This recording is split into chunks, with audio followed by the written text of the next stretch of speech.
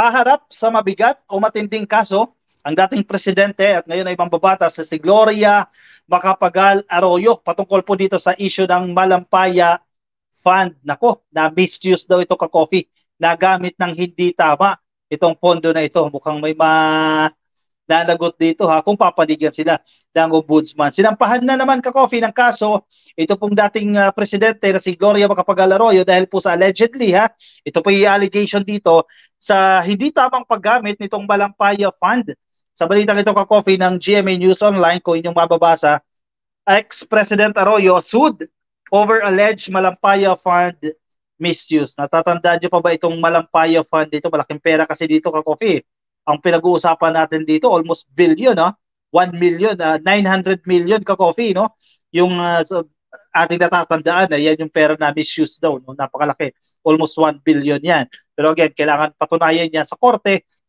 Definitely, ang ombudsman titingin dito, no? Two individuals representing groups advocating for electricity reform have filed a multiple malversation, ito yung kaso sinampa nila, multiple malversation and graft complaint against a former president and now House Deputy Speaker Gloria Macapagal Arroyo. The complaint stemmed from the alleged misuse of 38 billion. Ito, mas malaki pa pala ka-coffee, no? Yung tanda natin dito, 900 million lang eh. Ito pala, 38 billion pesos worth of public funds of Malampaya Natural Gas Plant dyan po sa Palawan during her presidency. Sa loob lang po yan ng 9 na taon itong nanungkulan ka-coffee bilang presidente. So 38 billion pesos ka-coffee yung pinag-uusapan nila dito na misuse daw po, hindi nagamit ng tama.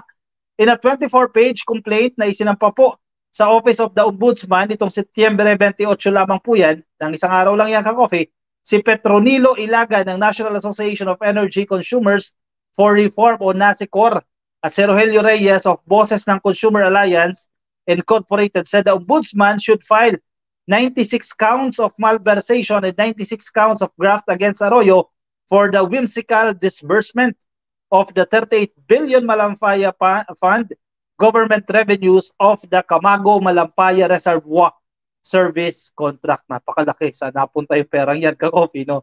The complaints cited the 2017 Commission on Audit Report which states that out of 173 billion Malampaya Fund from the service contract, 38 billion had been released by May 21, 2012, was categorized as improper due to non-compliance with existing laws, rules, and regulations. Base po yan sa observation, base po sa pagsusuri dito ng Commission on Audit o ng COA. Malaking pera ito, ka-coffee, no? Hindi raw po sumunod sa pagdi-disburse ng pera sa mga existing laws, sa mga patakaran po ng gobyerno sa paglalabas po ng pera. Hindi raw po sumunod yan. Napakalaking halaga nito ka-coffee Naglabas ng 20 noong May 21 ng 38 billion pesos.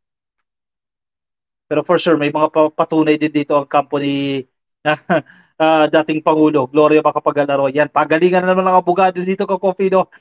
The complaints also accused Arroyo of justifying her use of fund with catch-all use of 2 Presidential Decree number 910 provisions. Yan, naglalabasan na. Nagiging technical na dito ka-coffee. Ito kasi pinangahawakan dito ni Gloria.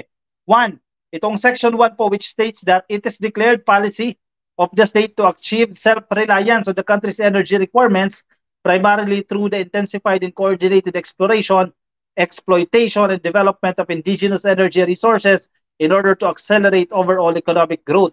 Maganda nga naman yan, ka-coffee, no? At dapat yan talaga ginagawa ng gobyerno.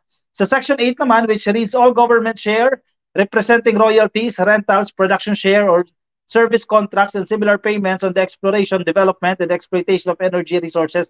Kaya ito pinag-aawayan West Philippine Sea kasi mayaman ito sa energy resources Kung sino makakuha niyan, ako yayaman talaga.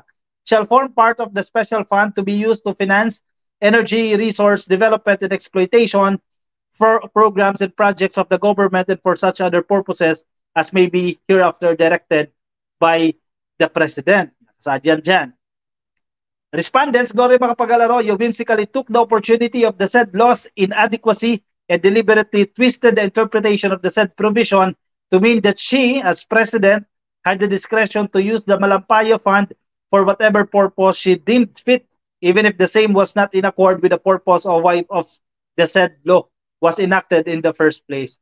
In short, ang sinasabi dito ka-coffee ng mga complainant, no, nang nagsampa ng kaso dito kay Gloria, nagkaroon dito ng ibang interpretasyon doon sa kanilang interpretasyon dito sa paggamit ng Malampaya funds. No? Kasi ang nakalagay doon, ang sinasite nila, ang kanilang main argument doon, yung kikitain nila dito, kasi government fund yan, ka-coffee, no? Gagamitin yan para doon sa para ponduhan itong energy resource development at sa iba pa pong exploitation programs and projects ng gobyerno, at hindi mo pwede gamitin sa ibang purpose base doon ka-coffee sa kanilang interpretation dito sa mga provision na yan. Pero allegedly si Gloria Macapagal-Arroyo daw ginamit yung pondo na ito sa iba, no, na hindi nakasaad, sa ibang mga bagay na hindi nakasaad doon sa mga provision na yan. So yan ang sinasabi nila, misuse ng malaking pondo. The complainant cited that based on the 2017 COA Special Audit on Malampaya Fund, 38 billion was unlawfully used on the following non-energy related initiatives.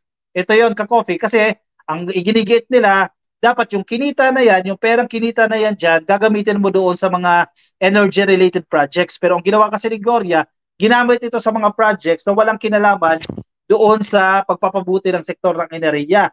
Ano-ano yan? Halimbawa, agricultural and irrigation programs. Diyan, nilagakan ng pondo mula doon sa Malampaya Fund. Calamity rehabilitation projects, relocation and housing projects, ginamit din po yan. Transportation projects, national security rehabilitation and improvement projects, at fuel subsidy for public utility drivers. Diyan ka-coffee kasi daw, base sa interpretasyon ni Gloria. Pero nakalagay din dito sa provision na ito ka-coffee ng Section 8, no, na for such other purposes as may be hereafter directed by the President. So yun ang in-interpret ka-coffee ng kampo ni Gloria, na direct kautusan naman ng Presidente yan, pwede mong gamitin yung pondo na yan, no? Kasi as directed by the President. So nagigets nyo ka-coffee, no? Parang kung tutusin, di tayo mga abogado, parang simple lang din naman ka-coffee, no? Si Arroyo po took advantage of the provision of the Presidential Decree number 910 couched in general terms to suit her ill desire to utilize the funds contrary to the very purpose and policy of the said law, which no president prior to her has ever done or even attempted to do. None, not even Ferdinand E. Marcos himself, who issued the said decree. The complaint said the complainants also asked Ombudsman Samuel Martirez to place Arroyo under preventive suspension to prevent suppression of evidence. GMA News Online has reached out to Arroyo's office for comment through Viber, but her office has yet to respond as of posting time. Ano sa tingin niyo ka-coffee, no? Magdi-develop ba ito? Mapapakulong ba nila? Mapapasuspend ba nila itong si Gloria Macapagal-Arroyo? Anong tingin niyo ka-coffee? Malakas ba ang laban nila? Ako hindi tayo abogado, no? Pero sa tingin natin dito ka-coffee, no? Kung Section 8 ng yung provision na yon, yung sinasite nilang provision, ang pagbabatayan, I think absuelto si doon si Gloria, no? Kasi parang yung last slide kasi din yung pinangahawakan doon ni PGMA, no, na pwede gamitin yung pondo na yon for other purposes as directed by the President. Sa tingin ko yun ang gagamitin nila. Kayo, ano sa tingin ninyo ka-coffee, no? Pero antabay tayo sa magiging ruling dito ng Ombudsman. Ayan, depensa nila, patunayan ang kanilang aligasyon. Ayan, pagalingan na naman sila ng abogado dyan. Hintayin na naman tayo na magiging desisyon, na magiging ruling dito ng Ombudsman. Ma'am Feli de la Cruz, God bless evening sa ating lahat, especially to you po. Great ka-coffee, maraming salamat po. Ma'am Feli, shoutout po sa inyo, Ma'am Feli de la Cruz. Buo pa rin ang tiwala ko sa Vice President, 1,001%, sabi ni Franz Fuertes. Exactly, no? Wala namang nawalang tiwala pa rin. Nandiyan pa rin yan. Siguro magkasakit-sakitan na naman si little girl yan, sabi ni Raul Caluza. Natin, magkakaroon ng tawag dyan? Neck brace ba? Good evening, Philippines. Mula kay Ma'am Evelyn Abendan. Hello po sa inyo. Mataas pa rin ang rating niya. Madaming matalino dito. Akala mo napaunlad nila ang Pilipinas. Exactly. Nadali mo dito, Onid Aton, no? Yung iba kasi, basta, parang ay hirap na lang mag-talk. Anyway, ka-coffee, ang bilis ng oras, no? 27 minutes na agad tayo. Ngayong araw po ng Lunes, ako'y pansamantala muna magpapaalam. Medyo may pasok ulit tayo bukas, no? Maraming salamat po sa pagsama sa akin. Yung mga ka-coffee natin na kapapasok pa lang, good morning po sa inyo. Nawawala-wala yung ating feed, no? Dito sa StreamYard. Sa mga kapapasok lang, good morning. At kung nasa YouTube kayo, ka-coffee, click lang po yung subscribe. At kung nasa Facebook po kayo, click lang po yung follow. O di kaya like. Libre yan, ka-coffee. Wala po yan bayad. Alright? Sige. Hello, ka-coffee. Sensya na. Ngayon lang ako nakaabot. Ang tagal ko hindi nakaabot. Sabi ni Ma'am Rodita Villanueva.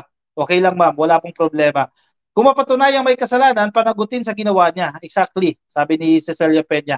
Naka-follow na si Gina Lindag Yoyo Santos. Ayan, nagbabalik.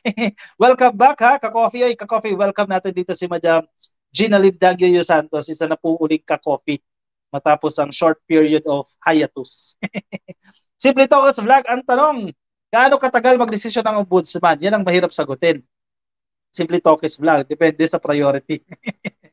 Kung mabibigyan agad ng pansin dyan dahil sa dami ng hinahawakang kaso dyan sa ombudsman. Sami Arbas, sir, happy viewing po sa inyo. Magandang gabi po sa inyo. Ngayon lang nag-comment si Sir Sami, patapos na tayo. Anyway, thank you, sir, for joining. At sa mga kapapasok lang, thank you everyone. Maraming salamat sa pagsama sa akin. Ingat po kayo, ka-coffee. Bye-bye po and good evening at good night, ka-coffee. At good morning sa mga kagigising lang at sa mga nagbabalik. Happy viewing. Sana ma-enjoy mo ulit ang ka-coffee. Paalam po sa inyo. Bye-bye.